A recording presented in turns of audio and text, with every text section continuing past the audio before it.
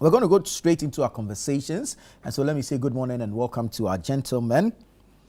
The Honorable Neelante Vanderpoy is here. He's the National Coordinator for the District Road Improvement Program, DRIP. Honorable, good morning and welcome. Good morning, It's bro. good to have you. Good to have you. The Honorable Fusaini Issa is a former Member of Parliament for Okaikwe North. Honorable, good morning to you too. Good morning, Nana. It's good to see you. Always good to be on your platform. Very well. We have a number of things to unpack this morning, so let's get straight into it. We're starting off with inflation.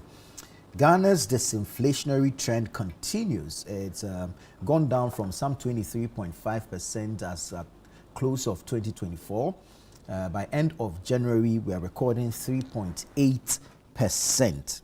However, the big question on the lips of all Ghanaians this morning is whether or not this disinflationary trend is reflecting any positives in the life of the ordinary Ghanaian. Is it reflecting the realities on the ground? Is it just on paper? Or are prices on the markets coming down? Are people's welfare improving? Standards of living getting better? These are the questions we seek to answer this morning. So, Honorable Vanderpoy, I'll start off with you. And let's, before even we get into the details of it, let's get some education regarding inflation itself, because there seemed to be some misconception regarding inflation coming down and whether it means necessarily and directly that prices should also come down. Well, thank you very much, Nana. Let me say good morning to all of us, to our viewers, and to all the people in the studio. I think this is an educational program that we need to make people understand. I listened to your radio channel this morning. The CBS. Yes, and I saw the argument between Bernard and Godfrey Okay. on the issue of inflation, just Right. as we've said. What does it really mean when we talk about inflation has come down or inflation has gone up? The ordinary street definition of inflation means that when we say inflation has come down, then people believe that automatically prices of goods and services must come down. But is it necessarily the case? Inflation has relative relationship with the cost of doing business. And as such, if we make it so simplistic that it's related to only prices, then it makes it difficult for people to appreciate other factors that will contribute to either increases in prices, stability of prices, or reduction in prices of goods and services. And as such, with my limited economic knowledge, unlike my brother sitting here, he's a finance and economics person. I would want to see the pedestrian I am when it comes to issues about economy. I would want to see a reflection in the cost of borrowing, the cost of services, the cost of goods, and others. An ordinary worker in the civil or public service will want to see it reflecting in how much he buys plantain and granules. Somebody will want to see it in how much he pays in fares when he goes to the pump. You understand? These are the things that every one of us will be looking at when we talk about inflation. Truth be told, I don't really, as a human being, I don't really make fuss about these things. Because we all living in the same economic situation. And no matter how you want to skim it, the reality will come to you. As it happened years ago, And today, we're saying it. When you go to the pump, how much do you, whether we like it or not, the impact of the stability of the currency has also helped in the reduction of inflation. It's a fact. 2, so many, you go to the market and prices of goods that hitherto were skyrocketing have either stabilized or come down. And that, to me, is a reflection. When I was coming here, I was listening to your station, and I saw Bernard even mention the cost of lubricants. You understand? Yeah. And he made fact that it has significantly reduced. So there is a trend that we can all see. Prices some time ago. This morning when I was coming in, I know my brother Fusini will make a lot of noise about this, because I heard Kojo Ponkruma and the rest also making the same, unpatriotic noise. Oh. Is it unpatriotic noise? Yes. If you're asking for the inflation on paper to reflect on the ground, is it unpatriotic? POP cement. POP cement has moved from almost 110 as at last year to 85 today. To 85 today. That is not the only thing. Phyto oil, which went up to about 1,200, is now down to 800 cedis. This 1,200 was in 2024. Yes. So it's taking about a year and more. Yes. So what you should understand is that certain factors may hinder a drastic reduction in prices of certain goods. But there are certain goods that are elastic. And whether you like it or not, immediately it will have a reflection. Basic economics will tell you that goods that are inelastic will take time before they are affected by any changes as far as demand and supply or prices of goods and services are concerned. So I want us to look at critically and say that, look, this is good. Inflation has come down. How do we as a country look at how we can sustain that in the coming years? This is historic. This is the lowest in the past 30 years. Yeah. You understand? And other indicators also point to the fact that it is not only about inflation. It has even led to Bank of Ghana reducing its policy rates, making it easier and cheaper. I've heard Professor Bobkin saying still credit is a bit more expensive. Yes, but it will not take just a day. They are looking at the differentials, the rate of the inflation, and how much you can the percentage this thing in reduction in credit in spite of the policy rate reduction. So it is not something that you can automatically see, but it's a reflection of a stable economy. It's a reflection of a disciplined economy, and it's a reflection of the fact that the policies that the government has put in place are yielding the desired results. So those who are saying it's not true, the figures don't match and all those things, well, they were in government for 8 years and we saw what happened. If there is this magic wand of, IMF is still here. The World Bank is still here. We've extended IMF to August.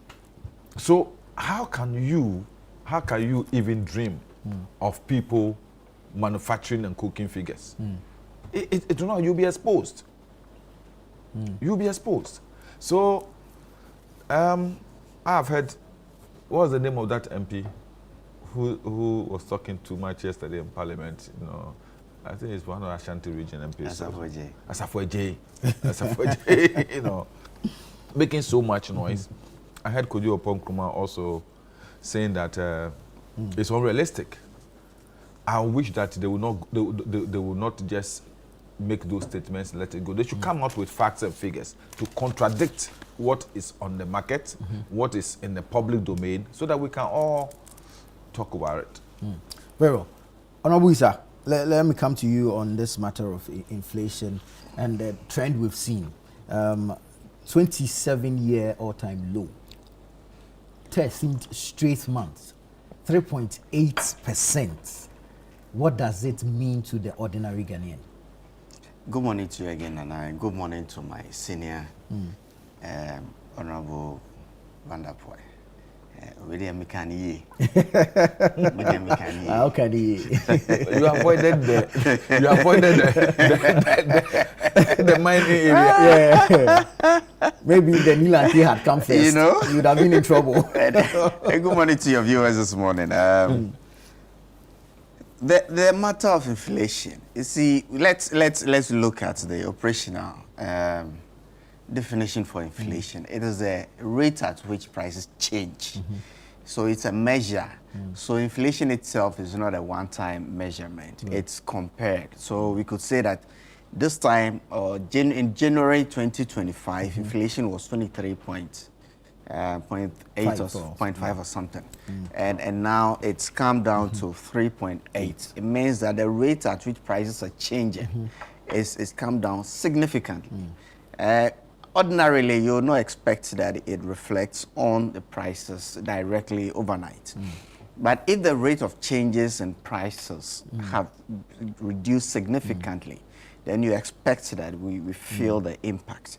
You should remember also that a year earlier, it was around 54, and in fact around December 2022, we were around 54%. And so significantly, from then to now, you should feel the impact that, prices, the rate at which prices change has come down significantly. Also, the measure of inflation is made up of a basket of goods. So they take things that are ordinarily consumed by a lot of Ghanaians. So you have your utilities in the basket, maybe some food items, stuff like that, put up to make up the basket. So that's why we have some other components. You could say food inflation, non-food inflation. We are looking within the basket. You are looking at the various components. But you see, when it's been that consistent over time, the impact is expected to be felt. Yesterday, I was seeing something, a comparison between the rate at which inflation is falling and the rate at which cost of living is changing. And you could see that there's always a gap between inflation and cost of living. Instead of maintaining the constant or even the gap closing, the gap is opening between the cost of living and inflation, which tells us that there's an anomaly happening. We live in a country where within the last year or so, we've seen semblance. I will still say semblance, because I say semblance because of the I'm not too sure about the sustainability of the supposed macroeconomic stability that we have. It's sustainability because it is hinged. It is hinged on the production of gold. You could see what is happening to the cocoa sector. And Ghana's economy has been held by three main things. Services are coming up. That's fine. But our economy has been driven by commodity prices. Gold prices, cocoa prices, and oil to a very large extent. So the prices at every stage of this commodities has a direct impact on how our economy feels. I mean, consistently we've been speaking about diversifying our economy from these commodities. Unfortunately, we've not been able to. That is why we are exposed whenever there are differential or the international prices of these commodities easily expose us. Volatilities on the international markets. Currently we have been very fortunate looking at gold prices. And significantly also our production levels. I have said on this platform repeatedly that the implications on the improvement on the production levels of gold it's something that we'll have to live with for a very long time. And Professor Bopson's quote is really, you've heard it too many times. I don't want to repeat it this morning. You see, so this commodity prices, gold is working positively. Right. Unfortunately, cocoa is challenged. Oil prices have dipped, right? A combination of that has an impact on our economy. Thankfully, we have utilized the improvement in international prices of gold to find some stability for our currency. My problem is its sustainability. So that's how I say semblance. I don't know how sustainable that is going to be going down. But you expect that at this rate, and given the macro stability that we have, people feel it directly in their pockets or on the market. The disconnect is what people are finding it difficult, and that's what people are complaining about. The government statistician, I wouldn't say I know him, but Dr. Alassan is a fairly good bloke, and I expect that he won't do anything untoward because he has a long-reaching implications if some of these measurements are not done right. I am very comforted that the ranking member on the economy subcommittee in Parliament is saying that, look, they will summon Dr. Alassan to come and explain some of these things. Because, look, on the market, for us to have a disconnect between the cost of living and inflation, it shows that there is something that we need to understand more. Inflation itself is caused by quite a number of factors. It could be that, look, the same level of goods on the market is being chased by a lot of money, right? And so in that case, the prices change, and so inflation will go up. So on the other hand, it's not only just about the matter of inflation. I am coming. Demand and supply. Demand and supply as well. On the other hand, if there are so much on the market and money supply is also limited or controlled, it means that prices will dip, and so the rate will dip. Currently, the type of inflation rates that we are experiencing, a lot of people think that it is some management of liquidity in the system, and because people don't have the liquidity to spend, so we are experiencing price rate changes dipping. And so this is what we are going through. The Bank of Ghana itself, in managing the economy, has taken some very far-reaching decisions, like the bringing out the policy rate down by 250 basic points a couple of weeks ago, is to move the supposed macroeconomic stability that we are enjoying into some sort of expansionary, so that businesses will have access to liquidity, expand, create jobs, and people. That's where the Bank of Ghana is looking at now. So it's a very thorny situation. That look, we are hearing all the good news about our economy. Policy rate is falling to 15.5. Inflation is falling to 3.8%. All the good things, exchange rates, supposed stability we have. So when you go to the fuel pumps, the prices of fuel is still, petrol is still 9.99 in some stations and all of that. You think that all of this things should culminate into some expansionary times for our economy. In all of this, our economy is still not growing like we expect the economy to grow. How? Really? How? Of course. Of course. The World Bank report shows the economy has grown beyond even what they speculated. Look, if I set myself a target of 2% and I attain 3%, it means that I would have performed my target. Right? But if realistically, an economy that was growing in excess of 5% in the previous year, you set above, I recollected the minister saying above 4-point-something%, and he ends up attaining that. It means that he would have attained. So setting of targets is one thing, achieving it, but it's more realistic when you have to compare it to what it used to be previously. And so these are all things that we are hearing, the niceties. But you see, if you're restricting money supply in the system, and then you end up having the rate of changes in prices coming down, and you want to celebrate it, it's onto you. Because you've restricted the money supply, the economy will not expand.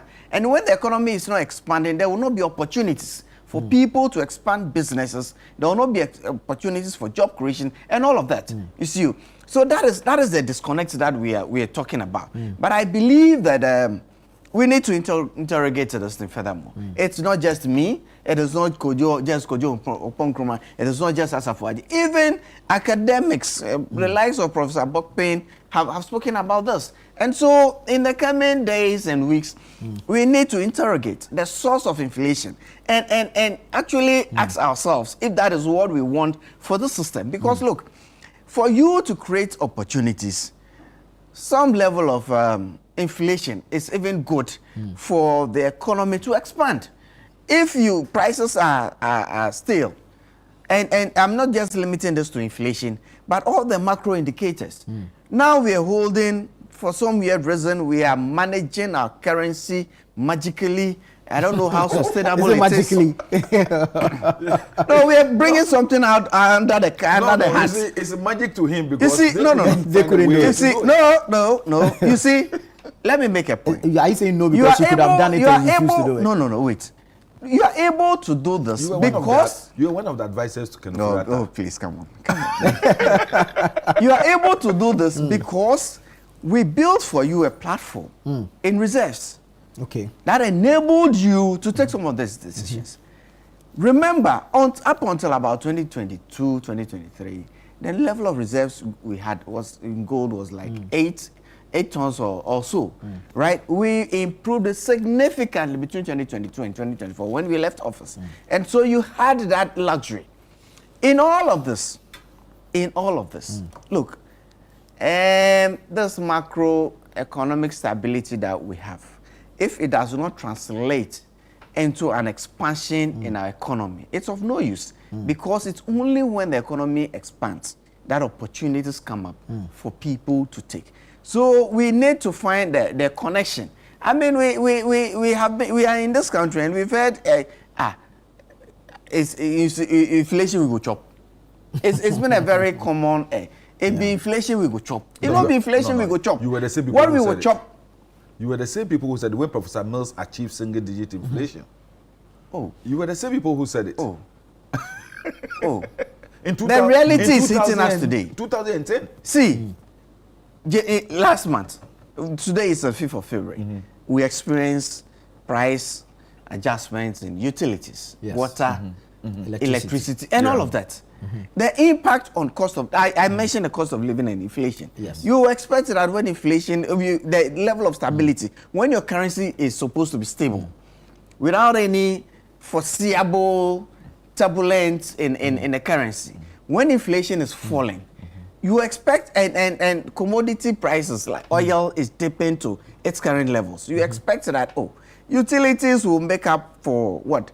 Maybe the unrealized or from production to the losses within the system is what we have to adjust for. But for us to have this level of adjustment and still be told that, look, our economy is so stable, there is a disconnect. But you admit utility is a key measure of inflation. Of course. And so when we have utility prices going up, water by 9%, electricity by what? I think it's the other way around. Electricity, water by 15. 15, electricity by 9. By 9%. When these things are happening, and you are telling me that within the last 12 months, inflation has dropped from 23 to 3.8. I need to query it because it is not reflecting. See the transport sector. See the chaos we are having in the transportation sector. You are making a mistake. Please. The calculation is based, you yourself, it's a period. Sure. The current increase in the utilities did not form part of the calculation which was done. It's beyond the period. How is it beyond the period? No, it's the adjustment was done in January. When? The adjustment was done in January. Was announced in December and happened in January. It took effect in 9%. But at that time, you yourself, you've been in that shoe before. At that time, the analysis and the data available to the statistical service did not and will not take into account. I don't agree with you, but given at the end of January. I don't agree with you, but given So let's even use the inflation figure for December, 5.4%. Has dropped within one calendar year from 23.5 to 5.4. If you are comparing, you would expect that it will reflect in the cost of utilities. You should such check that we don't need that sort of adjustment. But if we still have to pay more, but the components of the price build-up yes, for utilities is not just inflation only. It's not. I am not limited. That is why I kept saying that. Look, it is not just inflation that we are on a positive trajectory. We are supposed to be on a positive trajectory. We are talking exchange rate. Some stability, some supposed semblance of stability. Why are you using supposed?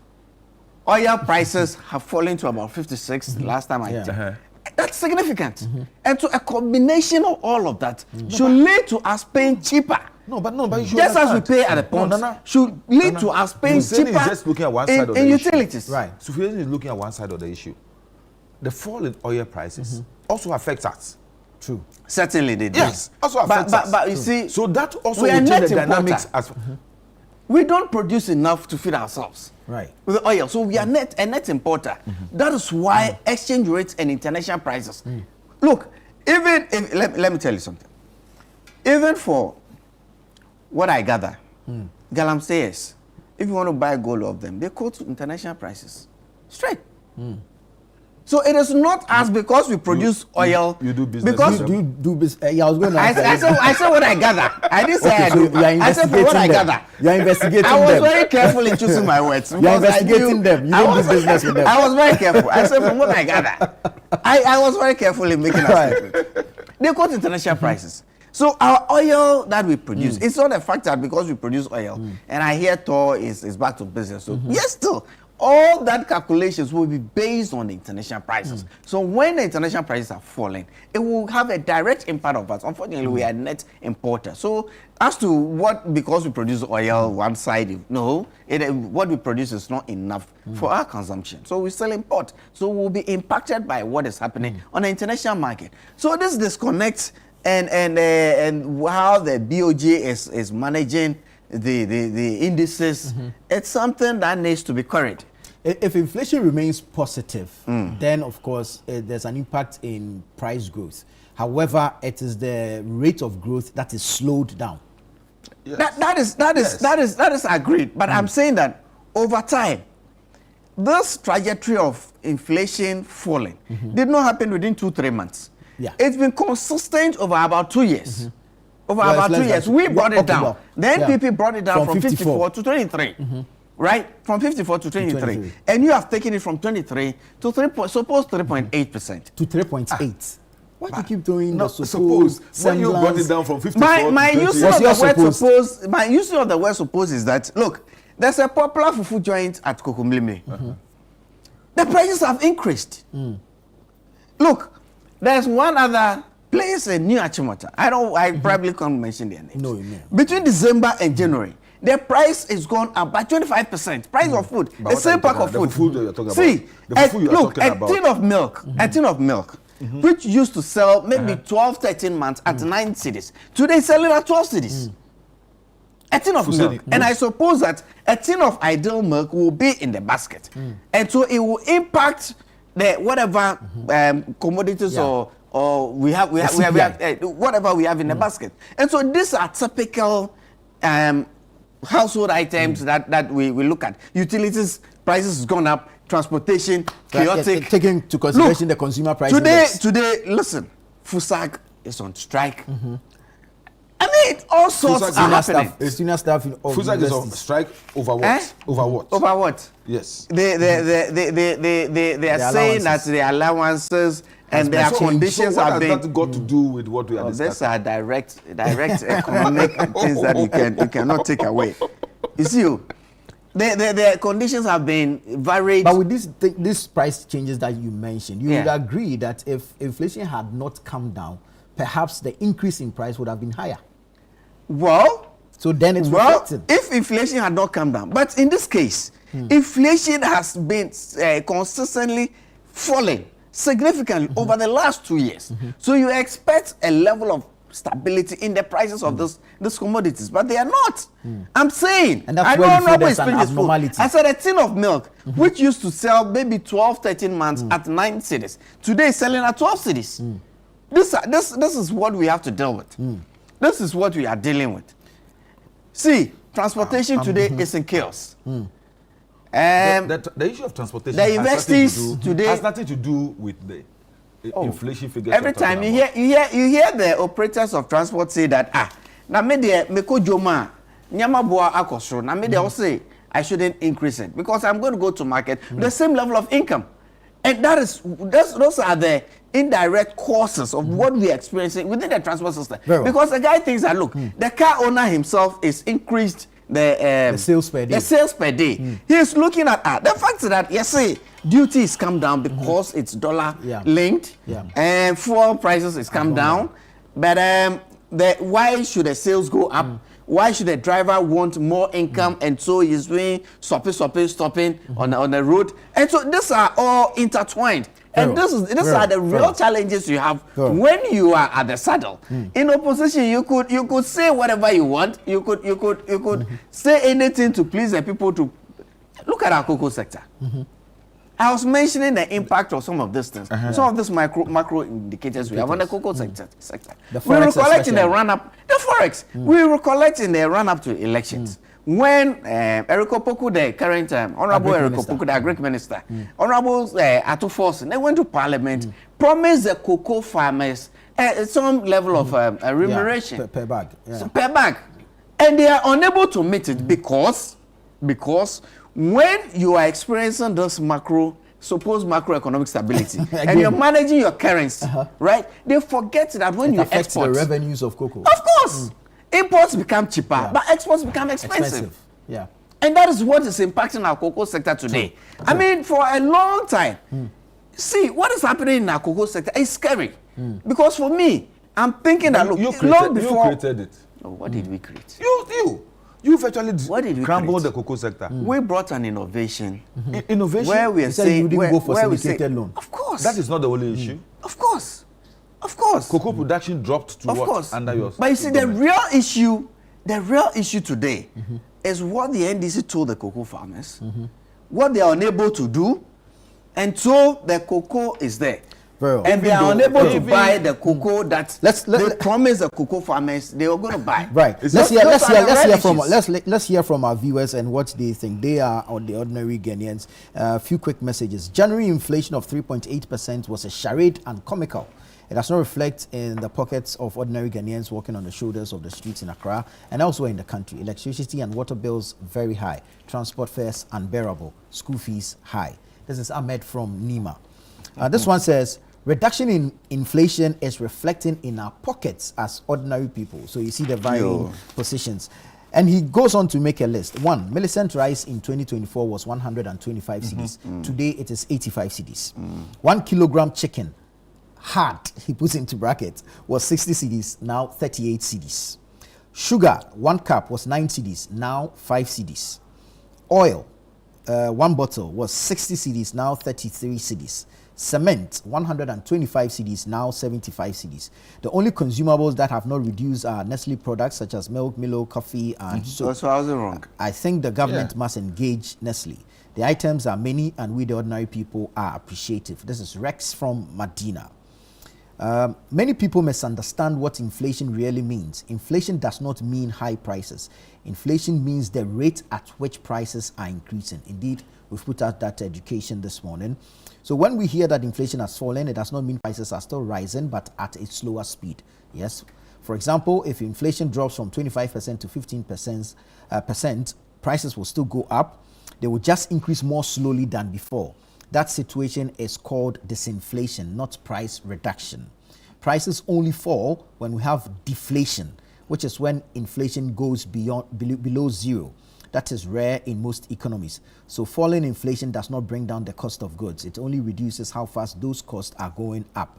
As a country, what we should be saying is the rate of increase has slowed, not prices will fall.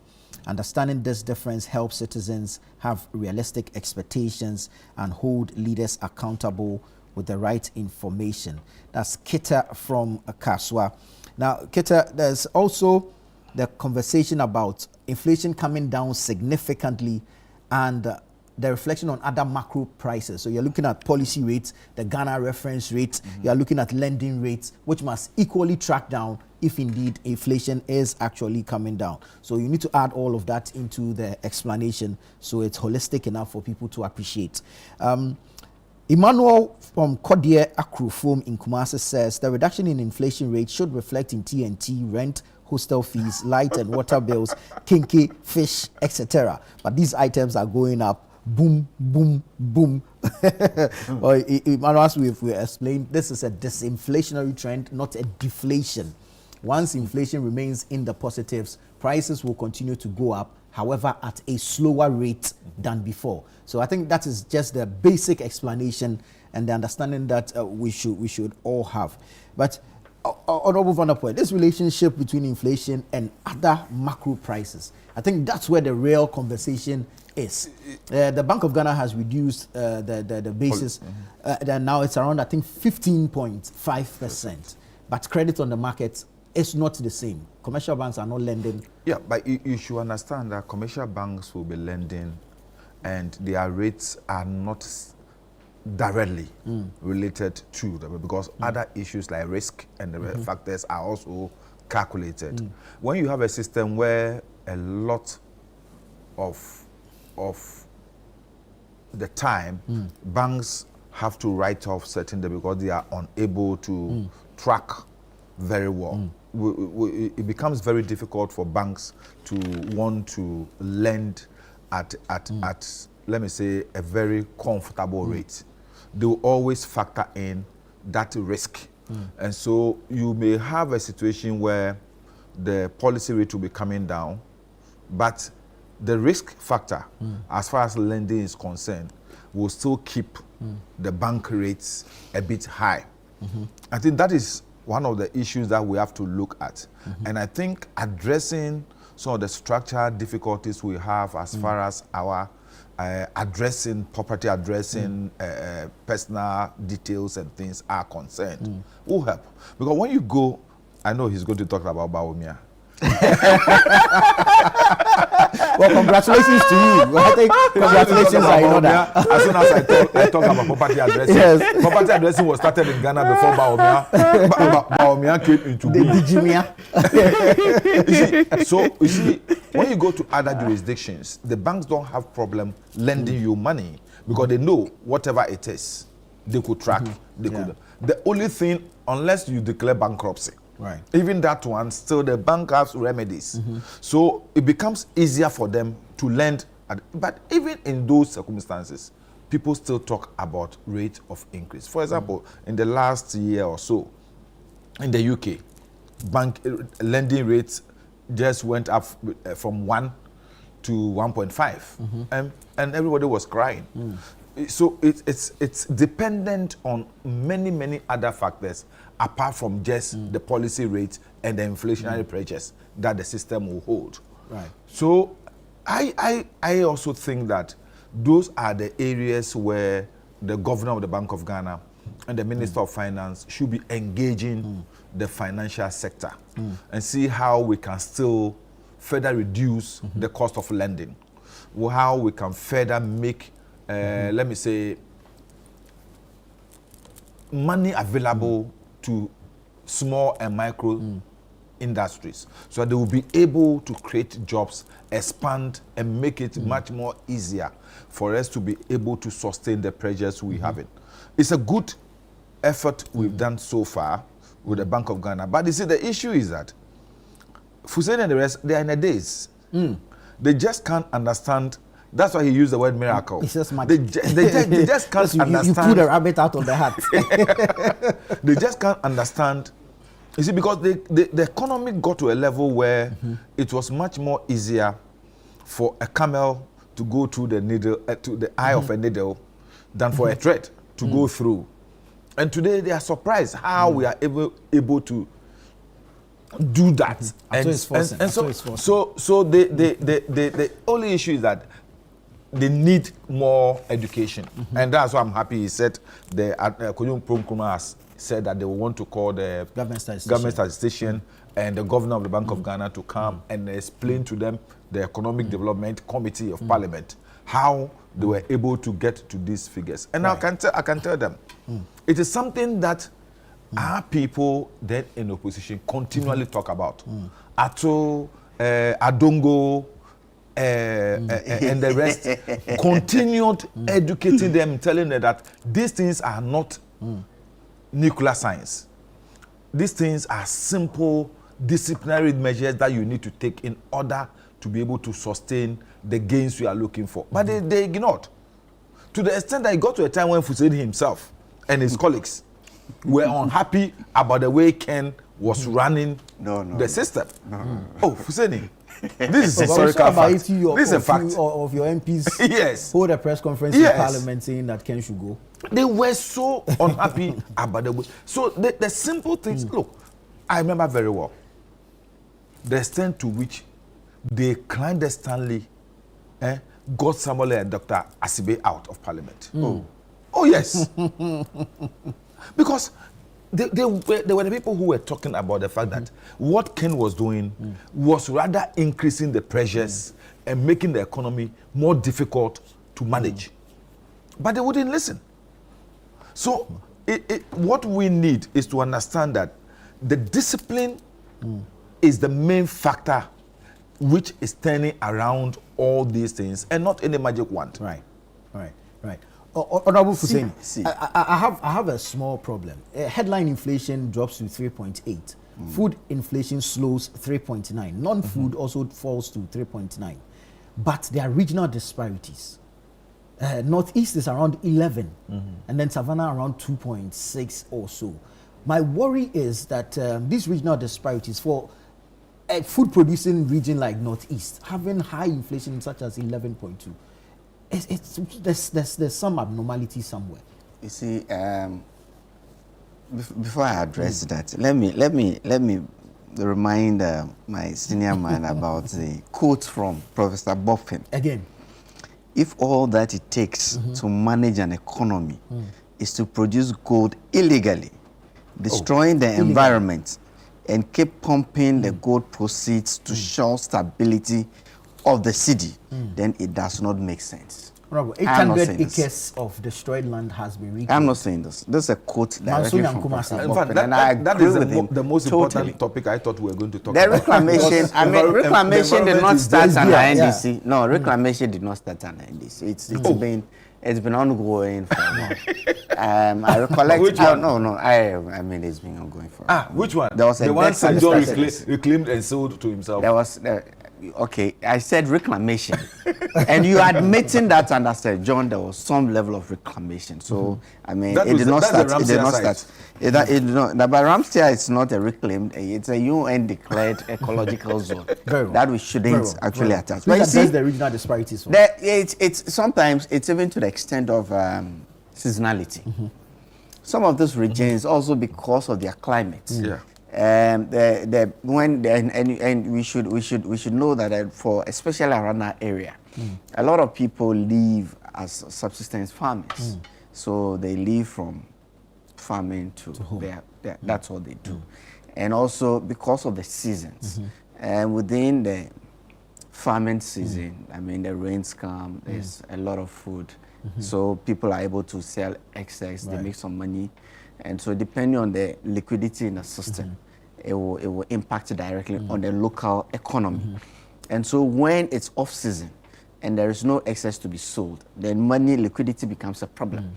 And so when it's also the supply side and the demand side. When there's availability of food and there's no money, it will push the prices down.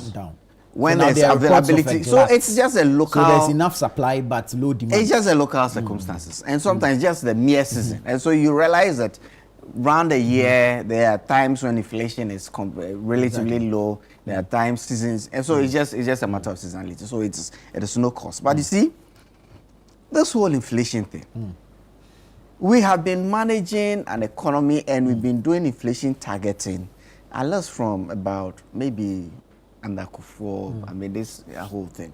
I recollect under Kwesibu trade was another But this inflation targeting, a lot of economists have also, argued that is it the ultimate thing to manage our economy? Are there other things that we can do and all of that? So and you see what economists do is that they try to bring some level of stability in the economy.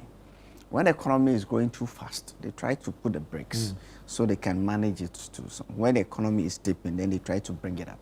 So it is more about the stability over time. The exchange rate, for instance, it is not using the BOG to intervene. Yeah, of course, that's the role of the BOG to manage inflation. It's basically one of the things that the BOG. But this time it looks like it's the forces of demand and supply. That you see, the force of demand and supply can even be managed by the BOG by the level of liquidity in the system. If the policy rate is low, even when the banks price the non-performing loans and all the risk factors in there, will end up at a lower lending rate. Right. But when the policy rate, which is a basic one on which the banks price there, if it's high, then when they price the NPLs and all the risk factors and all of that, it will be high. But so the policy rate is a reduction. It's a reduction. So and they reduce it because they want to encourage some level of liquidity in the system. It's when there's liquidity in the system so that the businesses can go to the banks, lend money, expand their consumption will go up, and all of that. You see, the economists who don't have natural resources like we do, but they are able to manage the level of consumption and all of that so perfectly that the indices like inflation, exchange rate, and all of that are held to an appreciable level. So for us, it's also not too palatable to sort of. This is not politics. This is about the economy. Look, when the economy does well, I will benefit. We all benefit. Yeah. But what we are saying is that there has to be that level of transparency in the measurement of some of indices in the managing of our economy going forward. It is only the one that will help us as a nation. So it is something that inflation is falling, but we are not feeling it. And it not be inflation we go chop. Very well. We don't chop inflation. We chop the prices on the market. We are bringing back that mantra. All right, a few quick messages. This inflation coming down is creating both good and bad effects. On one hand, it's good for us, the consumers. However, on the other hand, farmers are selling their produce for a price way less than the input prices. In Avrongo, a sack of pepper is selling for 140 cedis, while fertilizer is sold for 450. There should at least be a balance. Okay. Nana, let me just make one last point. You see, this whole point is when you have such semblance of stability in the macro economy. Why would you just admit that there's some stability? And you are not helping the real sectors of the economy, production. We have to take advantage of where we are now to be able to produce more. Else, we will still be import dependent. Right. Imports are becoming cheaper. And then our local production will become more expensive. And so the structure will not change. And so we are susceptible to external risk. And whenever the commodities prices shake a little, then we are found one. This message is actually for you. Good morning to Honorable Hussein Isa. Inflation always goes down on paper and not reflecting in our pockets. Since when did the NDC get the education of inflation they are given today when they made propaganda about inflation in this country? I bought plantain chips 7, which used to be 4 Ghana cedis. Gobe is now selling from 15 Ghana cedis and above. It depends on where he bought it. But was selling at 7 Ghana cedis previously. It depends on where Prices he bought it. of soap and oil have gone up. This is Derek from Okaikwe Central sending that message. So the word on the street is that you feel the price changes depending on whether you are buying provisions or groceries. Yeah. So and it shouldn't be that. Nowhere to do your shopping. Why? It shouldn't be that. Why? Like I said, the real sectors of the economy will have to come up. If I bought this water at Abeka, don't expect to buy it at the same rate at Labadi Beach Hotel. See, very well. Very well. I buy water from Abeka at about 24 cities. But I've not been able to go to Abeka where I buy in the last week or so. So I ran out. Yesterday, I was around near Achimata, Kingsby, and I bought it. It was 30 cities. Oh. The same thing that I buy for 24 6 city difference. The same thing that I buy at Abeka. Which shop did you buy it at Kingsby? I will show you the shop. Honorable. I will show you the shop. I will show you the shop. Government is moving to end the export of raw gold. Yeah. I mean, for me, this is good news. This has been one of our challenges, the export of materials in their raw state without any value addition. Quick thoughts on this decision going forward. Well, let me say this. Value addition is the most prudent way of growing your economy. And most of the time, it is, though, if we don't add value to our, especially our raw materials, we rather make the people within the value chain getting profits on the raw material whilst we benefit from just the ordinary, yes. Yeah. So it is something that has been there, and it's a vision that Osagyefo Dr. Kwame Nkrumah had. And that's why right from the beginning of the growth of this country, when we gained independence, he structured the economy in such a way that we have industries that will add value to all the raw materials that we were producing. So Osagyefo started oil refinery, for example. We had Valco that was going to add value to aluminium. We had cocoa production, where we're going to add a value CPC. to our raw cocoa. So many, you know. It was very, for example, today's store used to be called Gaip. For example, all those things were the vision Nkrumah had in such a way that by today, we'll be adding value to almost all our raw materials and make it cheaper for Ghanaians, and then we earn more from our export of those raw materials. But it's over the years as a country, instead of building on that visionary move by Nkrumah, we allow all those industries to collapse, especially more so with the connivance of our so-called colonial masters. We curtail to their policy demands and made sure that we destroyed our own value addition industries and allowed the country to rather be exporting the raw materials and rather buying in the finished products. And that has been the bane. So today, if we're going back, it is not just a matter of reinventing the world. It's a matter of remodeling and making sure that we add value to all our raw materials. I'm happy today Thor is working. Today we are adding value to our gold. I want to see cocoa processing factory also coming up. I want to see almost all these Valco. We just heard a story yesterday on your network.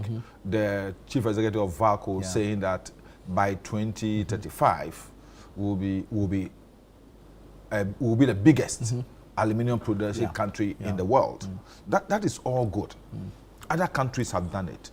If you go to southern part of Africa, Botswana, Rwanda, and all those things. Last time we were talking about having lithium. What are some of the things we are going to put in place to make sure we add value to them and not export it in this raw form? It will create jobs, one.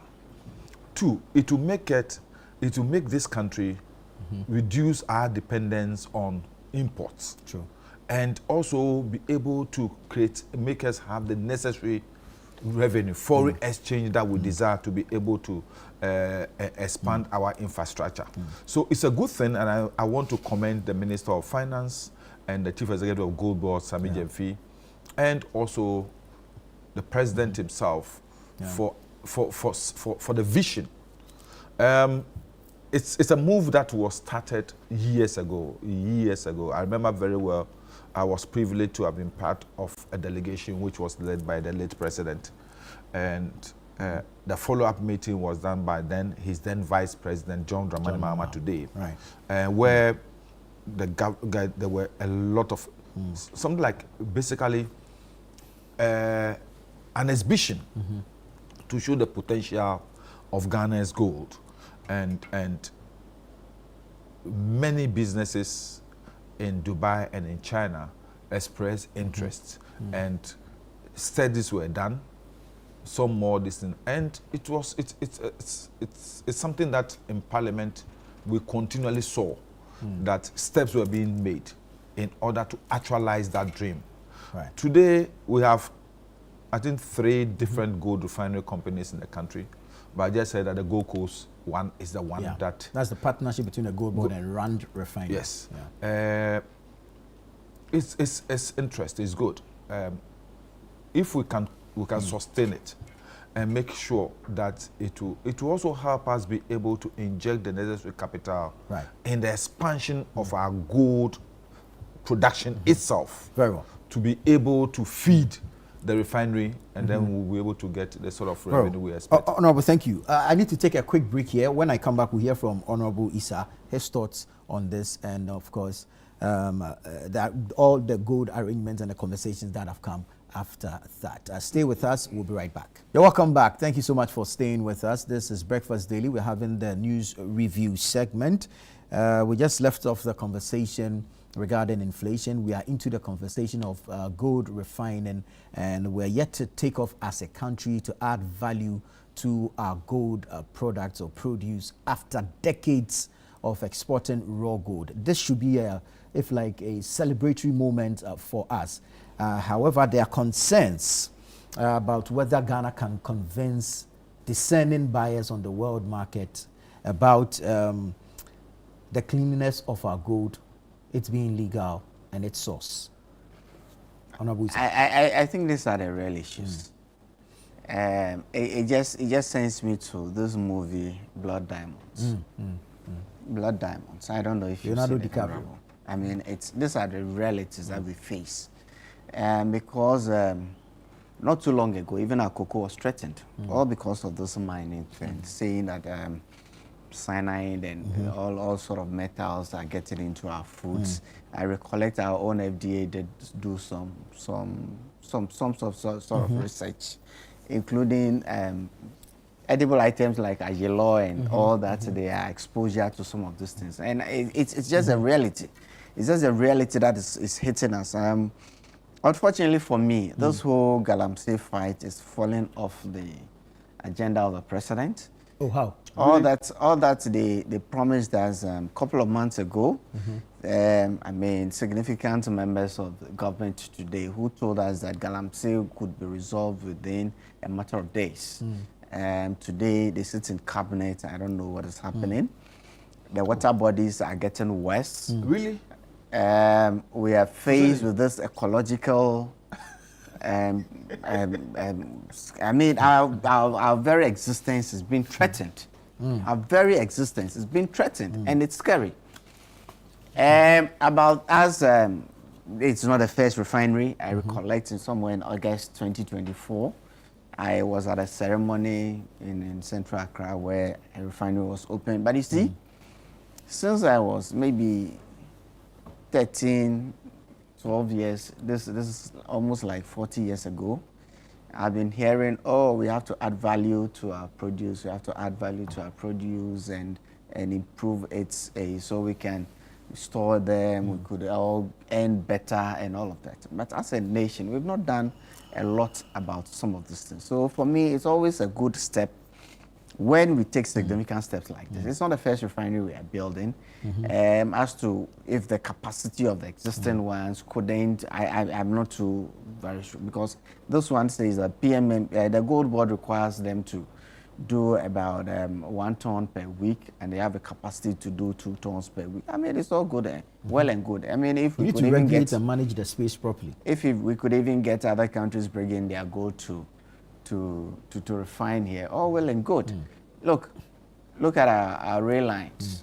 Just as the colonial people left for us, it was planned to extract our raw materials to the harbors, and it's been like that. We've not added any significant rail to it to help our own or promote. So some of these things are the very things that are bottlenecks that are just exposing us to international fluctuations with commodity, on processed commodities and all of that.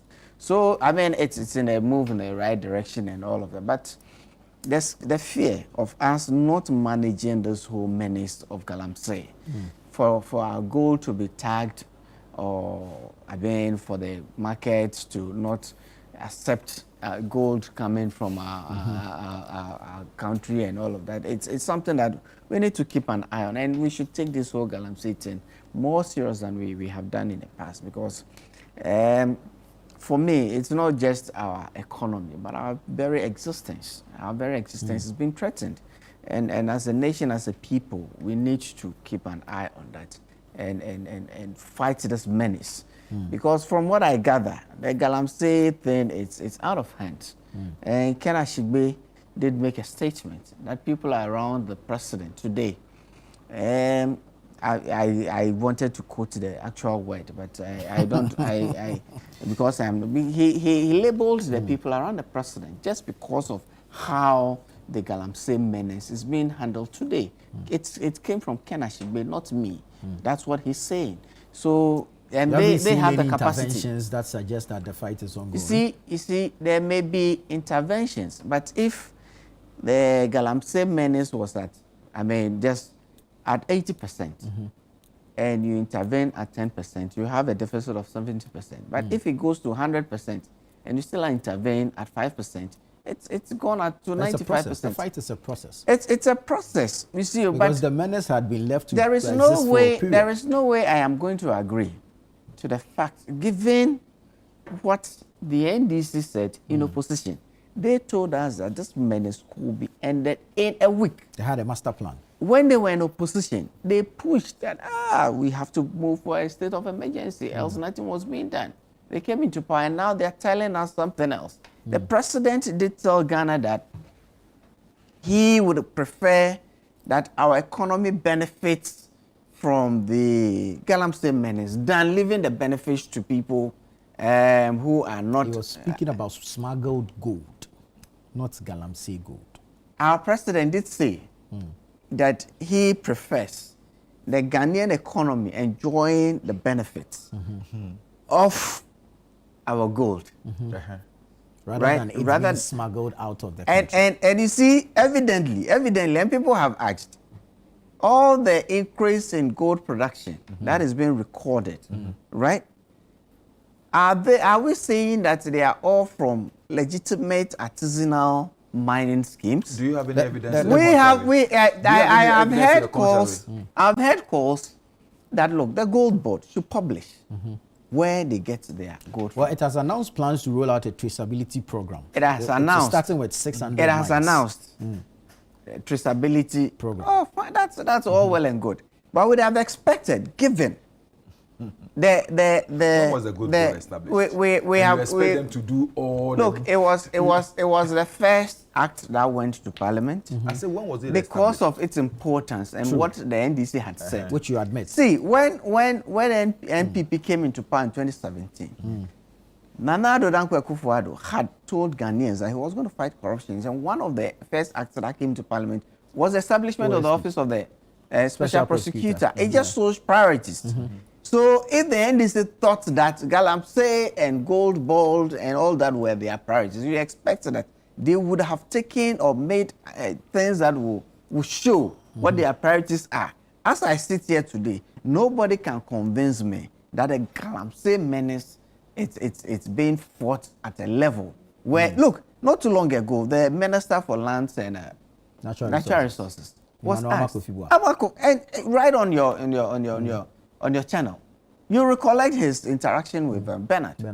He could not say that he had called for a state of emergency, and now he's telling us all sort of stories why he couldn't. But when he was in opposition, operations, yes, investments have been made in. There's even a budgetary allocation for 9 months now. Nana, have you seen the people who are fighting galamsey on the water bodies? The Blue Water Guards. Yo. In conjunction with 9 months. Are they not an intervention? Ayo. No, you see, maybe I'm saying that, look, nobody can convince me because obviously our water bodies are not getting better. Really? Obviously, Ghana water is increasing have you prices because they're telling us that it's become more expensive in recent days. Oh yes. And what did you see? Yes, I went.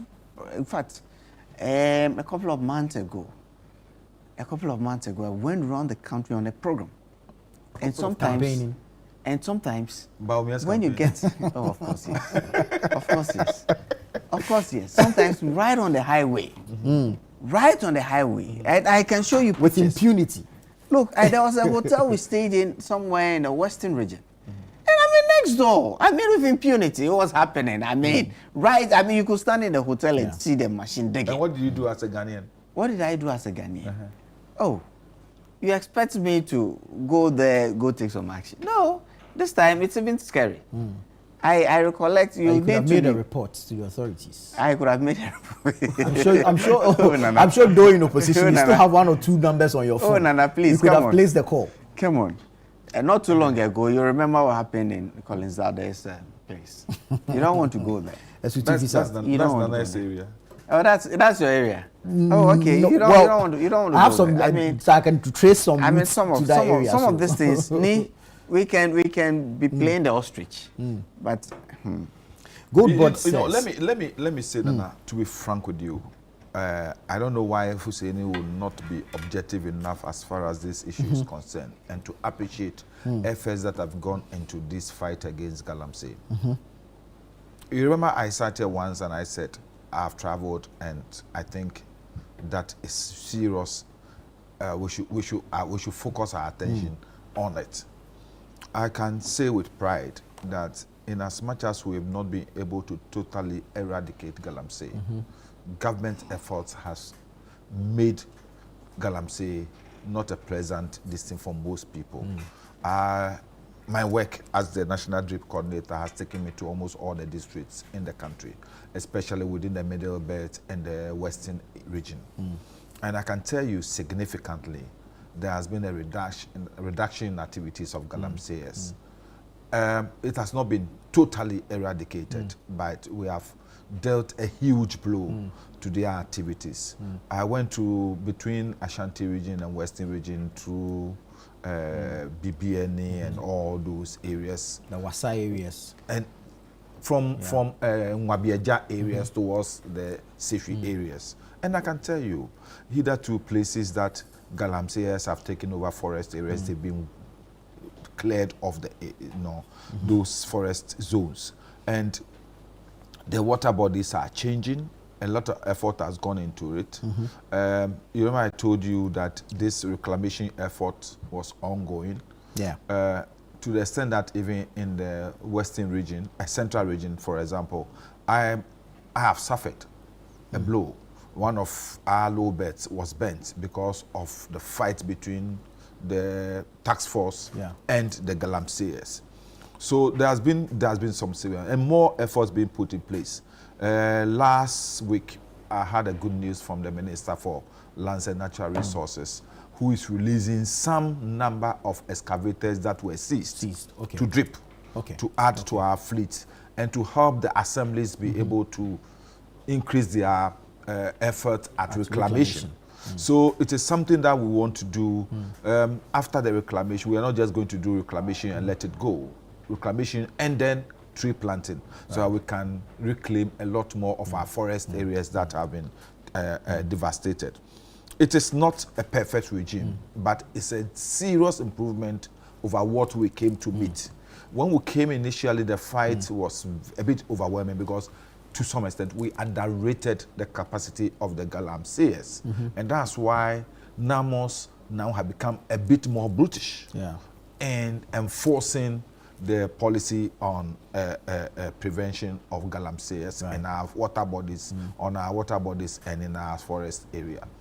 I traveled between Echima and Mwabiaja and Manson Kanta, and I'm happy that the Carrier area. I'm happy that that area has been mentioned as far as the reclamation is concerned.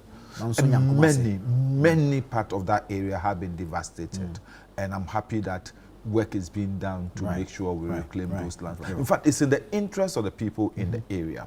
And when I drove through those, I've not seen a significant change in the economy of the area where these things have happened. So the proceeds are actually being taken out from these areas. And the people are not having a significant improvement in their lifestyles. You see them sitting down and all those things. So I think this is a good effort. And the refinery of our gold, the value addition of our gold within our area, our jurisdiction within the country, is also going to help us more to be able to, because these people will also have the look. If we are being put out and to other jobs, and then those who are going to do legitimate, much more improved mining methods are encouraged. It will encourage them to have a system where they can easily sell their legitimate gold to Gold Board to be able to refine. Honorable Sir, Kotoka International Airport, to rename or not to rename? Come on, Jobai. For me, there are two issues.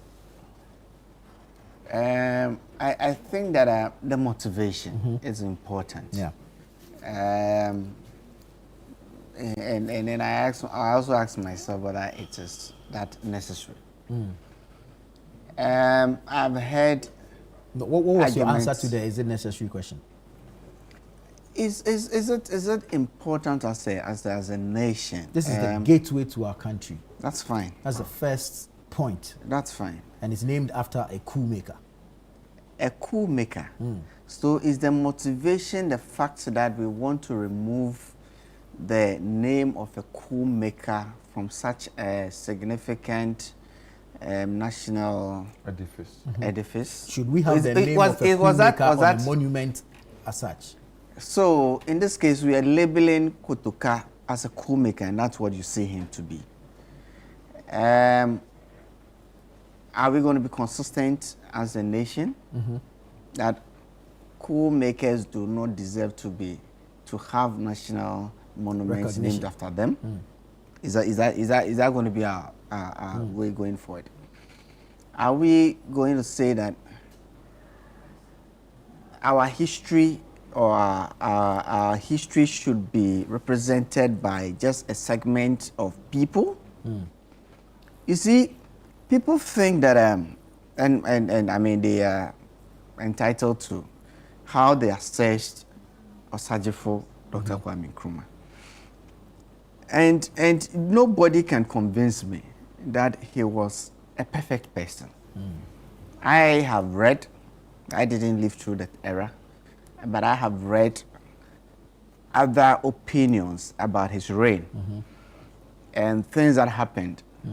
The economy, and you see when this morning, Senior has referred to industrialization and Nkrumah. I mean, they were all fraught with a lot of challenges. When you think that a segment of the population needs to eat cheese, and so you import milk to be able to do cheese for them, it's problematic. Because the economy was not designed for, I mean, a lot of industries were built up. What happened? The antecedents of the NDC came out and diversified all of them. That's what happened. But there was a clear vision. After the Clear vision. What's a vision? Vision for people to eat cheese, import milk, to do cheese for people to eat. Of the UP, that's not the only thing he did. No, that's a typical example. A typical example. Today we benefit of the Akosombo Dam. Of course. We benefit of the Kratem Mamoto. Of course. Of course. Of course. So there are a number of good things we can point to. Of course. I am not saying that it's all negative. Right. That is far from what I'm saying. Right. But you see, the assessment of this whole thing. Today, we are saying that the name of Kotoka should be removed from the gateway to Ghana. Because if the motivation is because he's a coup maker, I'm just asking for consistency. Are we going to say other coup makers also do not deserve some sort of a recognition? They'll get their mentions in our history. They will get their mentions. Oh, okay. They'll get their mentions. If you fly down with a foreign investor, you drop to Kotoka International Airport, and he asks, "Oh, Kotoka, who is he?" Oh, certainly. Kotoka is the man who stood up in February of 1966 to fight against what threatened the very existence of this nation. Really? Down the line, there was a fear. Oh no, we are shocked. There was a fear. I'm surprised. There was a fear that given, you see, some things are done legally, but they might not really inure to the benefits or the thinking behind them. Ghana was virtually a one-party state at the time. There was no opposition. You dare not stand against Osajifo. And there was every indication. I'm happy you said that you did not live within those days. Of course, I don't need to live through the era. I was privileged to have had at least about 2-3 years of knowledge. See, there was every indication that Ghana, from the trajectory where we were, way up to 1966, we're going to end up like other African nations who have had heads of states in office for decades. It's not true. That was every indication. It's not true. That was every indication. Which book did you read? Because nobody could. What book did you read? Nkrumah was building a system where nobody could actually challenge it. It is him not true. No, that's just so for you, it's not necessary. The PDAs of the times and all of that. I am not saying. You see, what was the reason for the PDA? We have seen some guiding principles towards the since yesterday. I recollect when I was in Parliament. Nana-Addo Dankwa Akufo-Addo, then president, brought a bill to review the holidays we have in this country. You see, it was done legally. And the reasoning behind us getting a holiday on the 7th of January was very cogent to everyone. That look, not to everyone. The Founders Day. I debated against it. We are celebrating July 1st as our Republic Day. Meanwhile, the Constitution under which our current democracy dispensation is based on, it's 7th January. Why not celebrate our current Constitution? It made sense to me, and I supported it. Our Constitution is not crafted on 7th January. This whole Father's Day, this whole Father's Day, the Founders Day, the Founders Day without the S apostrophe and all of that. It makes sense. It doesn't make sense. Let's give 21st of September to the recognition of Nkrumah. But before Nkrumah, there were other people who had started this whole thing way back from 1844. So let's also recognize the 4th of August. It was done legally. See, one other monument. Look, not too long ago, you argued. We moved between Jubilee House. December 31st. We called it Jubilee House, and they called it what? Flagstaff House. I mean, it was just. Did you not fight the celebration of December 31st? Of course we did. Exactly. Of course we did. So why should we keep? We did fight, not with the notion of us getting 31st erased. We cannot erase 31st from history. No, but the celebration of. Why should you celebrate it? So why should we have Kotoka's name at our airport? I am saying that. I'm not saying that we should have or not have Kotoka's name. Okay. I am calling for consistency. I am calling for a national debate. Let us agree on how to move forward. Not too long ago, the NDC went to Parliament, and some institutions like that, Pintem, Apiamenka, they renamed all of that. And I think that as a nation, we can continue that route. Let us have some consensus on how to name some of these things, and not just get up as a result of some political expediency. The transport minister has denied that. Honorable Van der Boy. Let me say, I'm surprised about Honorable Fusseini's stand on this issue. Yes. Because I'm happy you raised the issue of 31st December. The same group of people who went to Parliament, who went to court, went to Supreme Court, and said that we cannot celebrate 31st December as a national holiday. I am happy that we went to court. As a national holiday. You should be excited we are changing. About this one, we are bringing it to Parliament. Yeah. Which is right. You see, the issue is not just about Kotoka. The issue is about setting standards for this country that will make people appreciate patriotism and not partnership with neo-colonial institutions to be able to regress the production, the progress of this country. Yeah. You see, all things about that coup d'etat is just one fact. Neo-colonialists deciding that we need to put a brake on the advancement of Africa.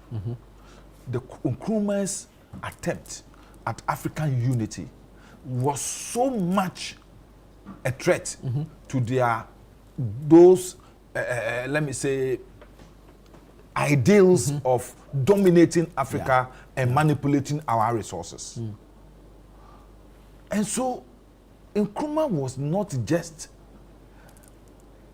removed because he was the president of Ghana. Nkrumah was an existential threat to the new colonial agenda. So there was a need, and we all agree that security gives way to conspiracy. True. Nkrumah, America cannot just come and uproot Nkrumah. They needed to use agents, and Kotoka was one of the willing agents they used. So how should this country glorify somebody who was willing to sell the integrity, the security, and the future of his country to the new colonialists?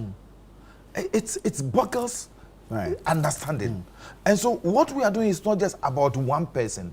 It's about the fact that the incident that led to the overthrow of our first republic is not something that we should glorify. And I said we should change. And it is simple.